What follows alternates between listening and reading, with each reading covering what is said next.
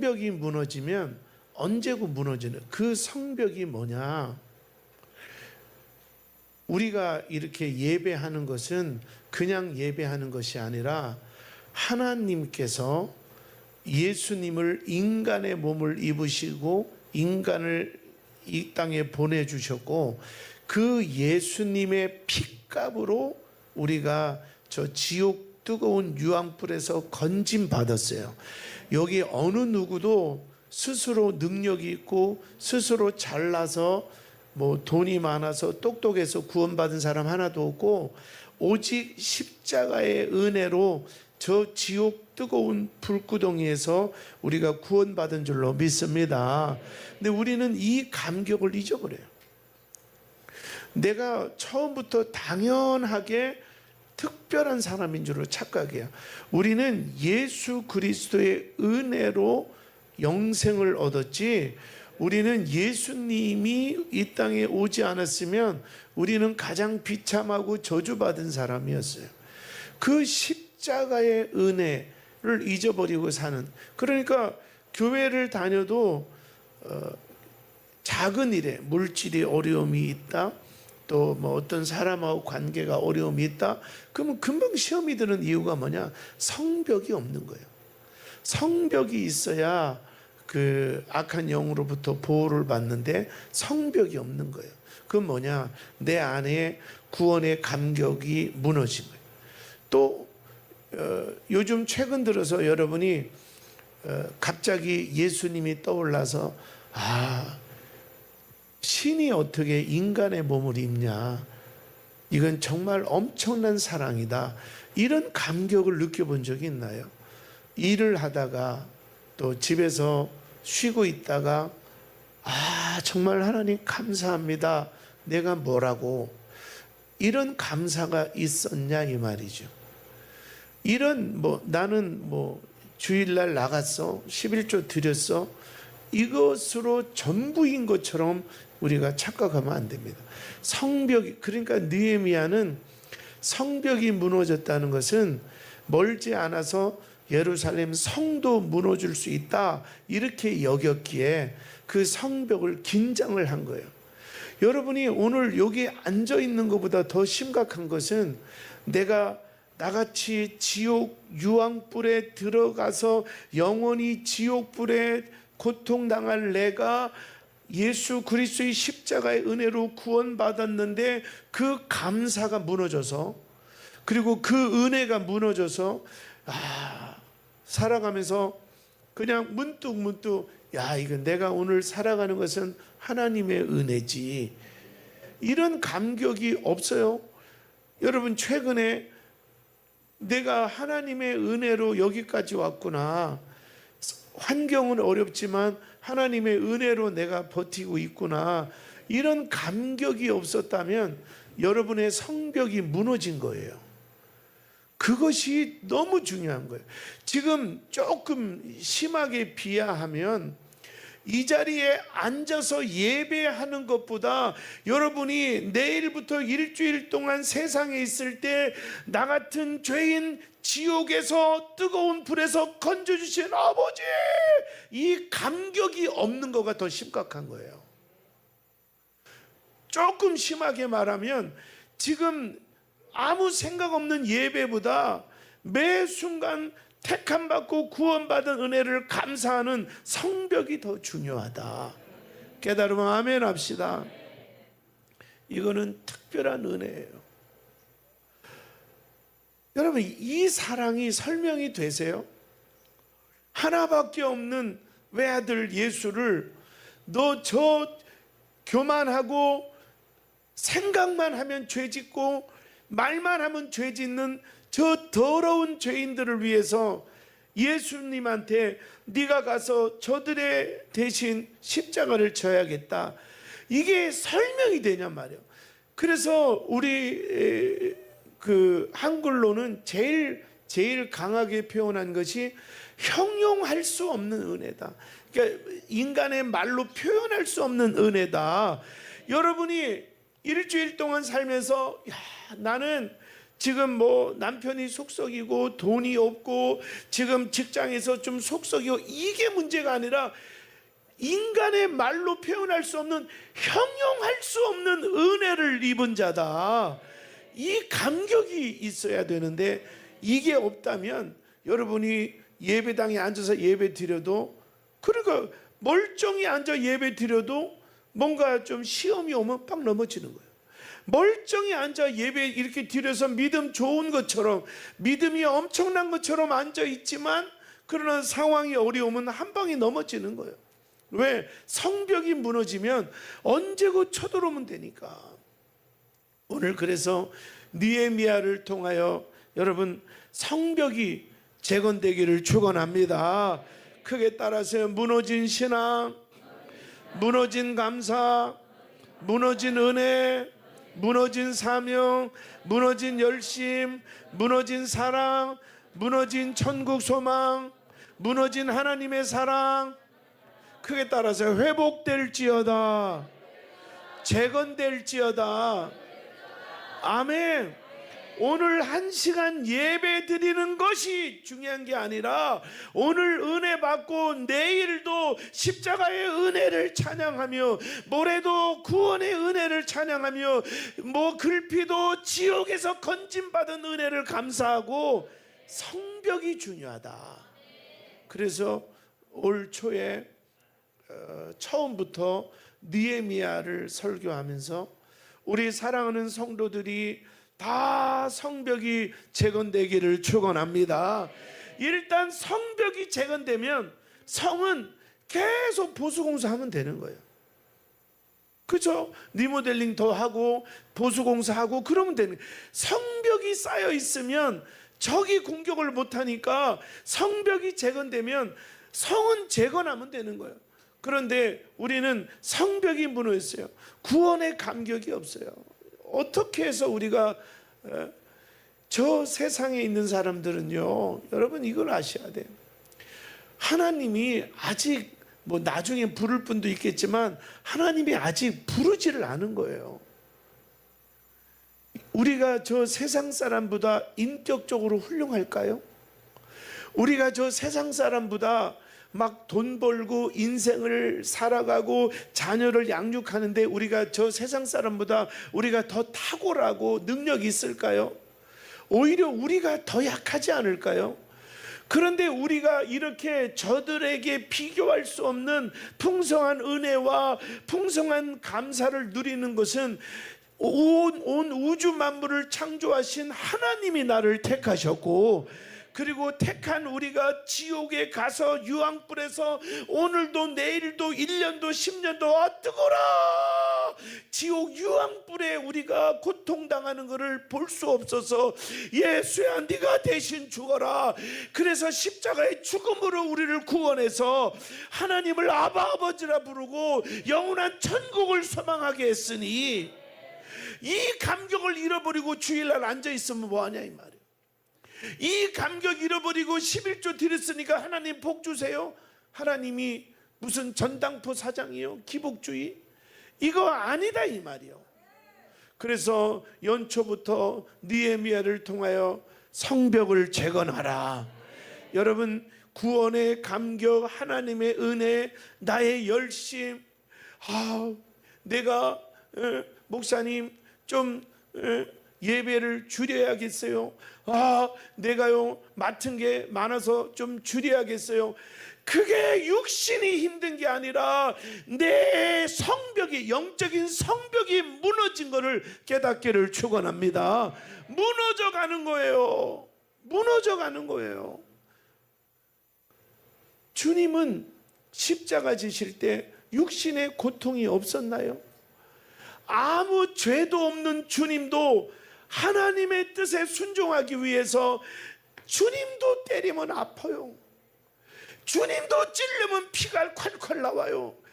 주님도 못 박으면 아파요. 아프지.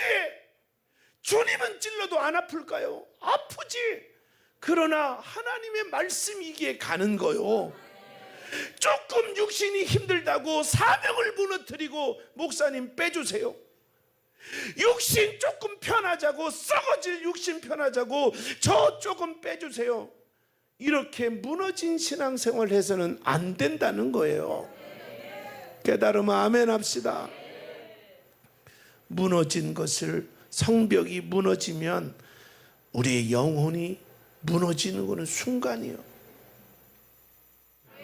그리고 이제 오늘 5장에 와서는 갑자기 이제 백성들이 외부의 적을 이기고 잘 버티는데 내부에 문제가 생겨요. 지금 오랫동안 성벽을 짓고 백성들이 많이 모여 있다 보니까 곡식이 모질라요. 그리고 흉년까지 왔어요. 또 외부에서는 계속 공격한다 그래요. 가뜩이나 어려운데 오늘 성경에 보니까 이 유대인들 중에서 돈이 많은 부자들, 빈장들과 또 귀인들, 아주 상류층에 있는 사람들이 그 힘들어하는 백성들에게 곡식을 주고 이자를 받아먹는, 지금 그냥 이렇게 먹으라고 나눠줘도 현찮은 판인데 그들에게 곡식을 주고 이자를 받아. 그리고 나중에는 이자를 못 내니까 포도밭을 뺏고 올리브밭을 뺏고, 그리고 나중에는 그것도 안 되니까 딸 자식을 종으로 데려가고, 그게 남이 아니라 바로 유대인들 속에서 일어나는 거예요. 내부의 적. 그래서 우리가 이 영적인 성벽, 구원의 감격, 하나님의 은혜, 내게 주신 사명, 이런 거를 귀하게 여기고 성벽이 재건되기 위해서는 외부의 적 못지않게 내부의 적을 지켜야 돼. 내부의 적. 따라서 내부의 적을 지키자. 그래서 외부의 적은 우리를 예배 못하게 하고 큐티 못하게 하는 거라면, 내부의 적은 우리의 마음을 상하게 하는 거예요. 우리의 마음을 무너지게 하는 거예요. 마음을 자꾸 무너지게 하는. 여러분, 우리의 마음을 무너지게 하는 걸 이겨내셔야 돼요. 예배를 방해하고 큐티를 방해하는 것도 이겨내야 되지만, 우리의 마음을 무너지게 하고 마음을 상하게 하는 내부의 적도 이겨내시기를 축원합니다. 우리 5장 1절 보시겠습니다. 시작. 그때 백성들이 그들의 아내와 함께 크게 부르짖어 그들의 형제 유다 사람들을 원망하는 거예요. 유다 사람. 그 유다 사람이 누구냐? 2절에 시작. 어떤 사람은 말하기를 우리와 우리 자녀가 많으니 양식을 얻어먹고 살아야 하겠다 하고. 그렇죠. 흉년은 들었지요. 백성은 많이 모였죠. 먹을 게 없잖아요. 그런데 3절에 시작. 어떤 사람은 말하기를 우리가 포도원과 집이라도 저장 잡히고 이 흉년의 곡식을 얻자 먹을 게 하고. 없으니까 밭이라도 저장 잡히자 그랬는데 4절에 시작. 어떤 사람은 말하기를 우리는 밭과 포도원으로 돈을 빚내서 왕에게 세금을 가뜩이나 밭을 저당 잡혀서 이걸로 먹고 살기도 힘든데 또 황제에게 세금도 바치라고 난리를 치는 거예요. 너무 힘든 거예요. 그런데요, 5절 보세요. 시작.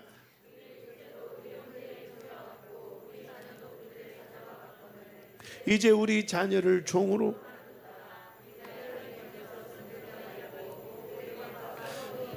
그러니까 느헤미야가 산발락과 도비야 외부의 공격을 그냥 양손에 칼과 연장을 들고 예배와 큐티를 통해서 매일 하나님께서 내게 주시는 말씀이 뭘까?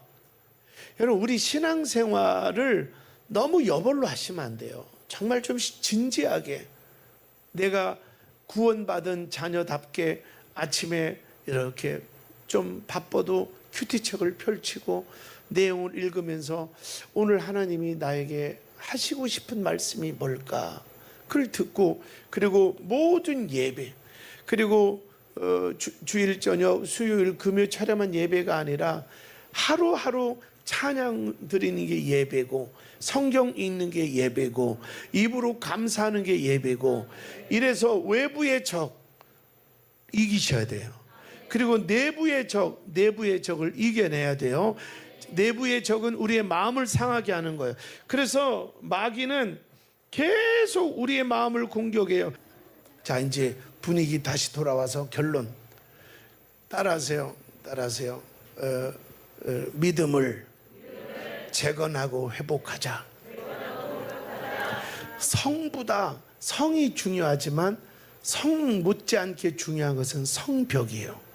오늘 여러분이 이곳에 앉아서 예배 드리는 것보다 더 중요한 것은 매일 큐티를 통해서 찬양을 통해서 구원의 감격, 하나님의 은혜, 십자가의 은혜, 하나님의 사랑, 그것을 늘 느끼고 사는 거예요. 그래서 늘 하나님의 은혜, 하나님 감사합니다. 나 같은 죄인을 구원해 주시니 감사합니다. 오늘도 감사합니다. 내일도 감사합니다. 이 성벽이 중요하다. 그럼 그 성벽은 어떻게 재건되느냐? 기도. 그리고 외부의 공격이 올 때 말씀과 예배. 큐티와 예배. 아시겠죠? 그리고 오늘 내부의 공격은 어떻게 처리하느냐? 내가 폭발하는 분노가 아니라 설득하는 분노. 그래서 우리가 좀 영적인 수준이 있게 무슨 얘기 들으면 정말 예수 전혀 알지도 못하는 집사님이 돼가지고 예수를 전혀 모르는 사람처럼 네가 그랬단 말이지, 그러면 네가 어쩌고 저쩌고 바로 폭발하지 말고, 그러면 성벽이 무너지는 거예요. 자꾸 생각하고 그런 다음에 나를 먼저 설득해요. 하나님은 살아계시지 않느냐. 그게 아멘. 따라서요. 나를 먼저 설득하라. 시편 142편 3절 보시겠습니다. 시편 142편 3절 시작. 내 영이 내 속에서 상할 때에도 주께서 내 길을 아셨나이다. 따라서요. 주께서 내 길을 아시나이다. 그러니까 지금 내가 막 속상하고 남편이 됐던 성도가 됐던 내가 속상하고 힘든 말을 들었을 때 생각을 하는 거예요. 하나님은 지금 내가 얼마나 억울한지 내 상황을 아신다. 그래서 나를 설득하는 거예요. 하나님 알고 있어. 하나님 알고 있어. 하나님 알고 있단다. 이렇게 나를 설득해야 상대가 설득당하는 거예요. 깨달으면 아멘. 시편 34편 18절에 보면 시작. 여호와는 마음이 상한 자를 가까이 하시고 충심으로 통회하는 자를 구원하시는도다. 여호와는 마음이 상한 자를 가까이 하신대. 내가 그래서 막 오늘 속상하고 기분 나쁜 얘기 들어서 하루 종일 우울할 때 나를 설득해야 돼. 야, 그럴 필요 뭐 있어? 하나님은 너와 함께 하셔. 하나님은 네 곁에 계셔. 하나님은 너를 보고 계셔. 이렇게 나를 설득할 수 있어야 돼. 깨달으시면 아멘. 더 크게 아멘. 예. 이사야 61장 1절 한번 마지막으로 시작. 주 여호와의 영이 내게 내리셨으니 이는 여호와께서 내게 기름을 부으사 가난한 자에게 아름다운 소식을 전하게 하려 하심이라. 나를 보내사 마음이 상한 자를 고치며 포로된 자에게 자유를, 갇힌 자에게 노임을 선포하며. 아멘. 마음이 상한 자를 고치고 포로된 자에게 자유를 주시고 갇힌 자에게 노임을 주신다. 이렇게 하나님을 바로 알고 나를 설득하라. 나를 설득하라.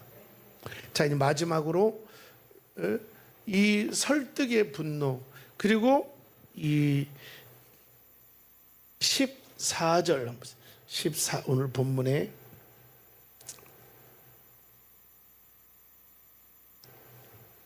10절 보시죠. 시작. 나와 내 형제와 종자들도 역시 돈과 양식을 백성에게 구워 주었거니와 우리가 그 이자 받기를 그치자. 그러면서 내가 억울하다 생각하지 말고 나는 그럼 어떤가?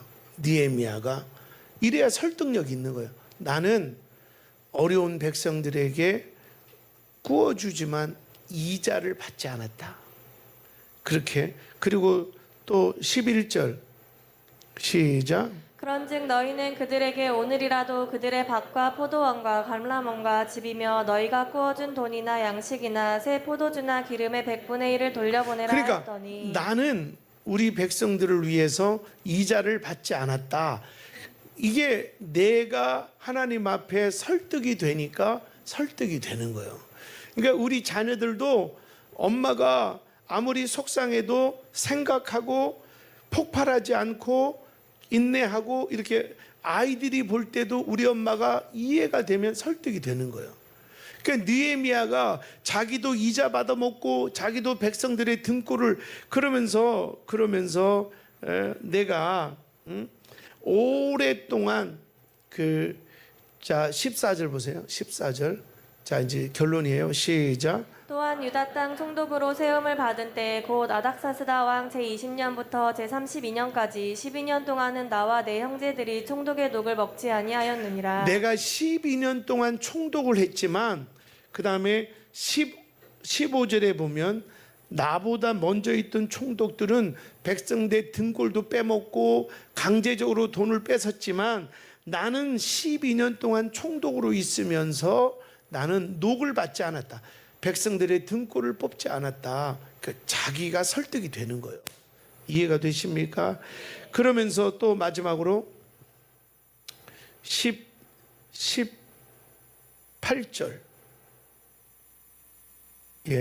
17절 17절 시작. 또 내 상에는 유다 사람들과 민장들 150명이 있고 그 외에도 우리 주위 그리고 나는 밥 먹을 때도 나 혼자 먹지 않고 주변에 굶주리는 사람들 평균 150명씩 꼬박꼬박 밥 먹을 때마다 초대를 했다.